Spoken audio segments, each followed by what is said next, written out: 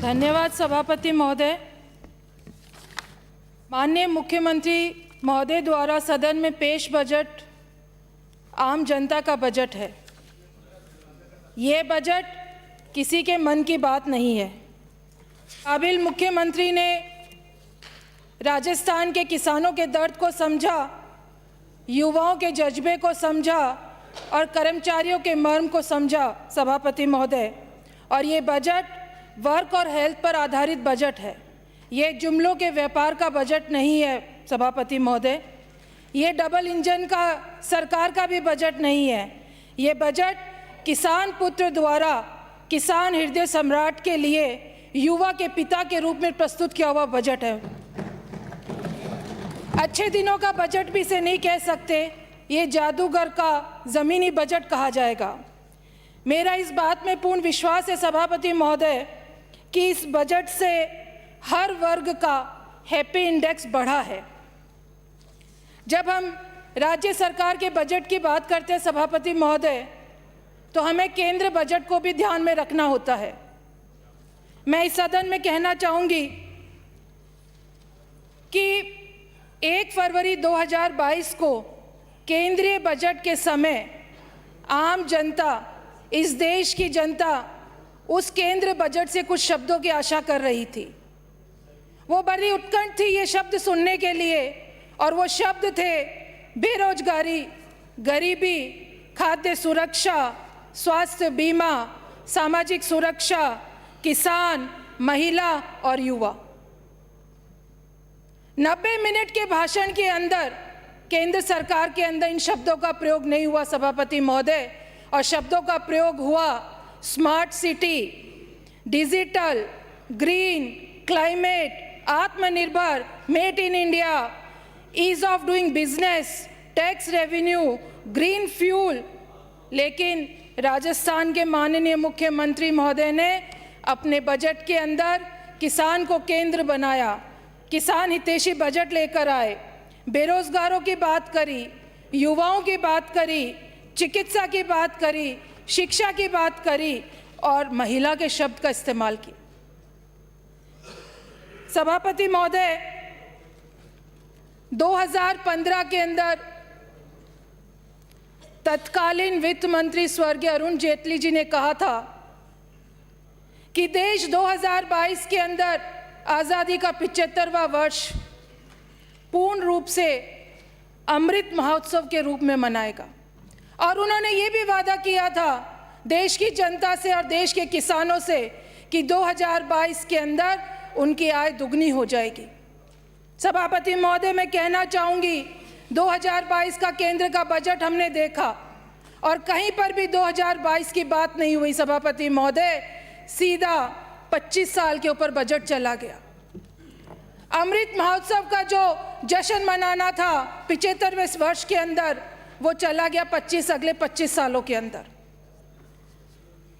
किसान की आय तो दुगनी नहीं हुई सभापति महोदय, लेकिन किसान की लागत दुगनी हो गई। यूरिया के ऊपर सब्सिडी कम करने का काम केंद्र की सरकार ने करा। मैं आज इस सदन में बताना चाहूंगी कि अमृतकाल की बात करते हैं देश के प्रधानमंत्री। ये कैसा अमृतकाल है? लोग बेहाल हैं और मित्र मालामाल हैं। सभापति महोदय, देश के करीब 20% परिवारों की आय 53% की कमी आई है और देश के 20% लोगों की, अमीर लोगों की वार्षिक आय के अंदर 49% की वृद्धि हुई है। अभी सांगानेर से आने वाले माननीय सदस्य कह रहे थे कि आप केंद्र के लिए नहीं बोले, आप उनके अंश और अनुदान पर निर्भर हैं। मैं कहना चाहूँगी कि केंद्र सरकार अगर राज्यों को बजट देती है, अंश और अनुदान देती है, तो वो राज्य सरकारों का हक है, कोई भीख नहीं दे रही है। और उसके अंदर भी जो उनका हक है, जो उनका परसेंटेज है, उसमें भी डाका डालने का काम केंद्र सरकार कर रही है। सभापति महोदय, केंद्र सरकार का बजट इतना प्रगतिशील और इतना स्वदेशी था कि मध्यम वर्ग के लोगों को मोटरसाइकिल पर भी पैडल मारना पड़ेगा। हमारे माननीय मुख्यमंत्री महोदय ने एक बहुत अच्छा बजट पेश करा। ये बजट युग बनाने वाला बजट के रूप में याद करा जाएगा। और मैं कहना चाहूँगी सभापति महोदय कि हमारे राजनीतिक मूल्यों में बहुत गिरावट आ रही है। इतनी गिरावट कि गलत काम करने के लिए किसी साहस की ज़रूरत नहीं होती, लेकिन एक अच्छा काम करने के लिए बहुत साहस की ज़रूरत पड़ती है। और इस रूप के अंदर राजस्थान का 2022-23 का बजट हमेशा याद करा जाएगा अपनी सकारात्मक सोच के लिए और साहसिक कदम के लिए। जब राजस्थान के बजट की बात होती है तो कुछ बिंदुओं पे मैं बात करना चाहूँगी सभापति महोदय, जो मुख्य रूप से इस बजट को और अहम बनाते हैं, लोगों को सोचने पे मजबूर करते हैं। और जब मुख्यमंत्री जी यहाँ पर बजट पढ़ रहे थे और जब उनका बजट ख़त्म हुआ तो एक राजस्थान के अंदर एक खुशी का माहौल था। हर दफ्तर के अंदर पटाखे चल रहे थे, लोगों की खुशी का ठिकाना नहीं था।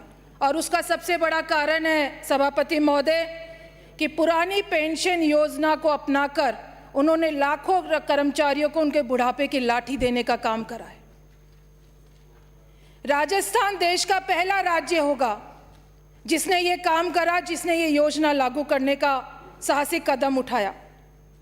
2023 के अंदर 2003 के अंदर दिसंबर के अंदर एनडीए की सरकार थी और वो ये फैसला उन्होंने अपने सरकार में करा कि उनके जो कर्मचारी है उनकी पेंशन को बंद कर दिया जाए। और उन्होंने राज्यों पर छोड़ा कि ये आप पर है कि आप इन पेंशन की योजना को लागू करते हैं या नहीं करते, आप इनको आगे बढ़ाना चाहते हैं या रोकना चाहते हैं। राजस्थान के अंदर उस समय बीजेपी की सरकार थी और उन्होंने भी पेंशन योजना को बंद करने का काम करा। सभापति महोदय, राजस्थान सरकार का ये निर्णय अभूतपूर्व रहेगा और माननीय मुख्यमंत्री महोदय ने राजस्थान की धरती से देश को एक नई राह दिखाई है। और मैं समझती हूँ और मुझे पूरा विश्वास है कि जल्द ही देश के अलग अलग राज्यों के अंदर राजकर्मियों को पुरानी पेंशन का लाभ मिलेगा। सभापति महोदय, मैं आपको अवगत करा दूँ, आप भी झुंझुनू से आते हैं। जिस जिले से आते हैं हम, वो एक सैनिक जिला है और जिले के हर गांव और हर ढाणी के अंदर देश की रक्षा के लिए प्राणों की आहुतियां दी गई और हर गांव के अंदर और हर ढाणी के अंदर शहादत देने वाले वीरों की प्रतिमाएं लगी हुई हैं। माननीय सभापति महोदय, इन प्रतिमाओं में हमारे अर्धसैनिक भी शामिल हैं, चाहे वो बीएसएफ हो, सीआरपीएफ हो, आईटीबीपी हो। इनके भी पेंशन रोकने का काम तत्कालीन एनडीए की बीजेपी की सरकार ने किया था। दूसरा जो बजट का सबसे बड़ा पहलू है सभापति महोदय, वो स्वास्थ्य से संबंधित है।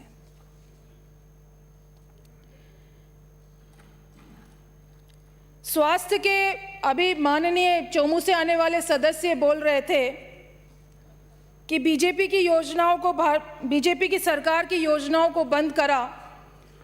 मैं बताना चाहूँगी कि मुख्यमंत्री चिरंजीवी स्वास्थ्य बीमा योजना जो माननीय मुख्यमंत्री जी पिछली बार लेकर आए, 5 लाख तक की स्वास्थ्य बीमा की उन्होंने घोषणा करी, उसको बढ़ाकर 10 लाख स्वास्थ्य बीमा की उन्होंने घोषणा करी है, बढ़ा के 10 लाख तक का स्वास्थ्य बीमा करा जाएगा।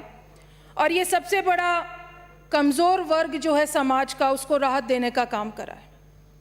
इसी के साथ मुख्यमंत्री महोदय ने चिरंजीवी दुर्घटना बीमा योजना भी लागू करी और 5 लाख रुपए तक का दुर्घटना बीमा हमारे जो गरीब लोग हैं, समाज के पिछड़ा व्यक्ति है जो अंतिम छोर पर बैठा है, उसको इसका लाभ मिलेगा। मैं इस मंच से कहना चाहूँगी सभापति महोदय कि स्वास्थ्य राजस्थान और खुशहाल राजस्थान का जो सपना 2011 में हमने देखा था, निःशुल्क दवा वितरण हो, चाहे जांच योजना हो निःशुल्क, चाहे स्वास्थ्य बीमा के रूप में, वो प्रदेशवासियों तक पहुंचा। आप सभी जानते हैं, यहाँ बैठे हैं, चाहे वो पक्ष हो चाहे वो प्रतिपक्ष हो, कि केंद्र की आयुष्मान योजना जिसका जिक्र बार बार चौमू से आने वाले सदस्य कर रहे थे, उसके अंदर कितने लाख रुपए का स्वास्थ्य बीमा है। कृपया करके ये वो बताते तो ज़्यादा अच्छा लगता। सभापति महोदय, शिक्षा और रोजगार की बात करी। शिक्षा के क्षेत्र के अंदर हमारे मुख्यमंत्री महोदय ने बहुत सी घोषणाएं करी हैं, और जब मैं चेहरा देख रही थी और मैं अपना बजट पे जो बहस हो रही थी तो प्रतिपक्ष के भी विचार मैंने सुने। बजट में बोलने के उनके पास कुछ नहीं है। कल जो माननीय सदस्य बोले वो पिछले 5 साल का हिसाब लेकर आ रहे हैं। वैसे इनकी पार्टी 70 साल का हिसाब मांगने में बहुत माहिर है, और वो पन्ने पलट पलट के कि ये घोषणा हुई थी, ये घोषणा हुई, धरातल पे नहीं उतरी। मैं बताना चाहूँगी सभापति महोदय, 90% से ज़्यादा पिछले बजट की घोषणाएं धरातल पर उतर गई है, मूर्त रूप ले लिया है। ये कमी इन लोगों की है जब ये बात करते हैं कि 10 हैंडपंप या 10 ट्यूबवेल और 40 हैंडपंप लगे या नहीं लगे। ये जनप्रतिनिधि पे डिपेंड करता है कि वो जो बजट के अंदर घोषणा हुई है उनको वो अपने क्षेत्र के अंदर कितना लागू करवा पाता है। आप ये सोचो कि बजट की घोषणा हो गई और घर बैठे आपके पास थाली आ जाएगी, ये तो हो नहीं सकता, संभव नहीं है। मैं अपने विधानसभा क्षेत्र मंडावा की बात करूंगी। पिछले बजट के अंदर जो भी घोषणा हुई, चाहे वो तहसील की घोषणा हो, चाहे वो कृषि महाविद्यालय की घोषणा हो, चाहे वो ट्यूबवेल की घोषणा हो, चाहे वो मिसिंग लिंक्स की घोषणा हो, वो सारी की सारी धरातल पे है। कृषि महाविद्यालय चालू हो गया, लड़कियों का बच्चों का एडमिशन हो गया, कन्या महाविद्यालय चल रहा है, मिसिंग लिंक्स का काम चल रहा है, तहसील बन गई है, सारे काम हो रहे हैं। लेकिन हमें तो बुराई करने की आदत है, कहीं ना कोई मीन में एक निकालने की बात आती है, इसलिए हम लोग इस तरीके की बात करते हैं। एक जो सबसे बड़ी घोषणा सभापति महोदय, 2 मिनट में समाप्त करें प्लीज। मैं 5 मिनट लूंगी सभापति महोदय, आप मुझे समय दें। संविदा कर्मियों के मानदेय को 20% बढ़ाने की जो घोषणा है वो बहुत स्वागत योग्य है, लेकिन मैं इस सदन में हमारे मुख्यमंत्री महोदय से मांग करना चाहूँगी कि उनका नियमितीकरण भी करने के ऊपर विचार करें, क्योंकि बहुत संख्या के अंदर ये संविदा कर्मी हैं और हम लोगों को समय समय पर इन्होंने बहुत ज़्यादा सहयोग करा है। इसके अंदर इनका जो स्थायीकरण की इनकी जो मांग है वो वाजिब मांग है। इसके ऊपर भी मैं कहना चाहूँगी कि हमारे माननीय मुख्यमंत्री महोदय इस पर विचार करें। अंत में मैं अपने बजट भाषण को समाप्त करने से पहले कुछ पंक्तियां कहना चाहूँगी सभापति महोदय।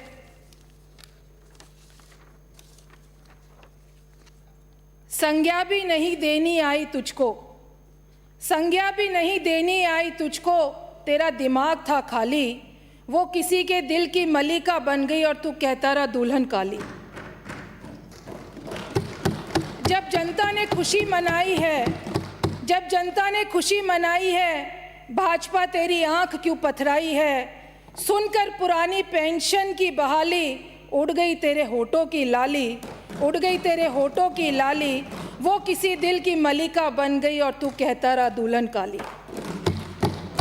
बहाली क्या करती पुरानी पेंशन, बहाली क्या करती पुरानी पेंशन, गहलोत जी ने दे दी भाजपा को टेंशन, गहलोत जी ने दे दी भाजपा को टेंशन।